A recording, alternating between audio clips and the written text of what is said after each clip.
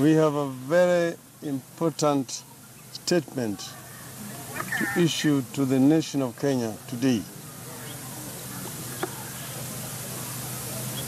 This statement is the National Super Alliance Coalition statement on the withdrawal of the candidature of Right Honorable Raila Odinga and His Excellency Stephen Kalonzo Musyoka in the presidential elections scheduled for 26 October 2017. On August 8th, Kenyans voted in the sixth election since the return to multi-party politics in 1992, the political reform we call the Second Liberation. As is customary, voting went very smoothly. But when it came to tallying and transmission of results, everything that could go wrong did go wrong. It became the first presidential election in Africa to be annulled by the courts, and only the fourth in the entire world.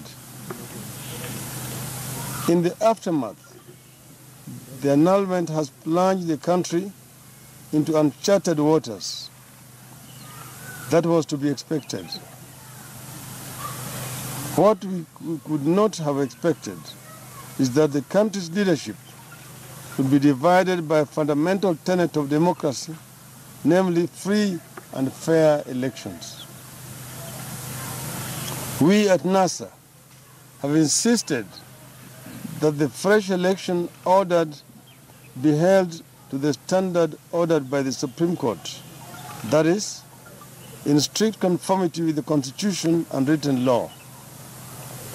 We have provided a checklist of what we deem to be the irreducible minimum changes required to ensure compliance.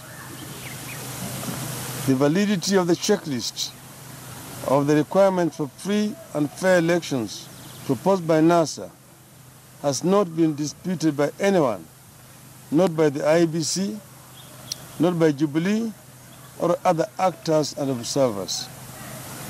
The EU Observer Mission recommendations are in conformity with our irreducible minimum.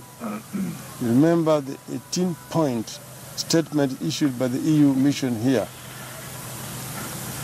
Instead, the case for proceeding with the fresh election on 26th of October, without these changes being made on the grounds of time constraints, is unacceptable. Jubilee and the other proponents of an election without reforms are saying